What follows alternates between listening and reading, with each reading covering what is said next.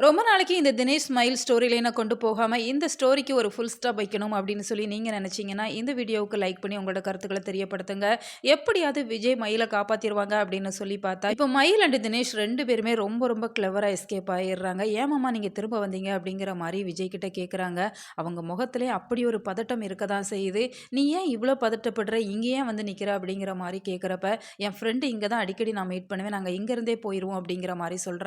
இப்ப மயிலுக்கு விஜய் அந்த வாட்டர் பாட்டிலையும் குடுத்துட்டு, அவங்க கொண்டு வந்த பணத்தையுமே குடுத்துட்டு கிளம்பிர்றாங்க. இதனால மயில் ரொம்பவே ஹேப்பியா இப்ப தினேஷோட கிளம்பிர்றாங்க.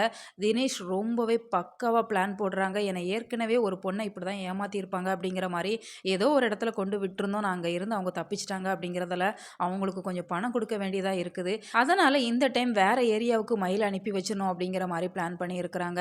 இந்த சூழ்நிலையில தான் மயில ஒரு மொபைல் ஷாப்க்கு அழைச்சிட்டு போறாங்க. "நீ ஒரு புது மொபைல் வாங்கிக்கோ" அப்படிங்கிற மாரி சொல்லிட்டு இருக்கிறாங்க.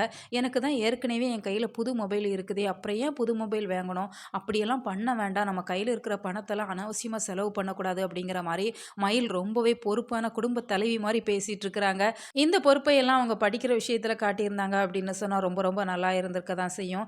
இப்பதான் தினேஷ் அவங்களோட பிளான சொல்லிட்டு இருக்கிறாங்க. "அந்த மொபைல மட்டும் நீ கையில வச்சிருந்த அப்படின்னு சொன்னா, உன்னோட மொபைல் நம்பர வச்சு உங்க வீட்ல இருக்கிறவங்க கண்டுபிடிச்சுருவாங்க.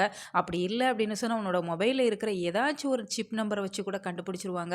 அதனால டோட்டலா உன்னோட மொபைல எடுத்துட்டு புது மொபைல் வச்சுக்கோ. நான் ஏற்கனவே நம்பர்லாம் மாத்திட்டேன்." அப்படிங்கிற மாரி சொல்லிட்டு இருக்கிறாங்க. அதனால அங்கேயே நம்பர்லாம் மாத்திர்றாங்க. பழைய ஃபோனையுமே எக்ஸ்சேஞ்ச் போட்டுர்றாங்க அப்படிங்கிறதால, இப்ப மயில இவங்க கூட்டிட்டு போறாங்க அப்படின்னு சொன்னா, அடுத்ததா அந்த நகைய விக்கணும் அப்படிங்கிற மாரியுமே பேசிட்டு இருக்கிறாங்க. இப்ப வீட்ல இருக்கிறவங்க தேடி பார்த்தாங்க அப்படின்னு சொன்னா, மயில் எங்க போனாங்க அப்படிங்கிறத கண்டுபிடிக்க முடியாத ஒரு தருணமா தான் இந்த தினேஷ் பிளான் போட்டிருக்கிறாங்க. இந்த சூழ்நிலையில மயில் எப்படி தப்பிப்பாங்க?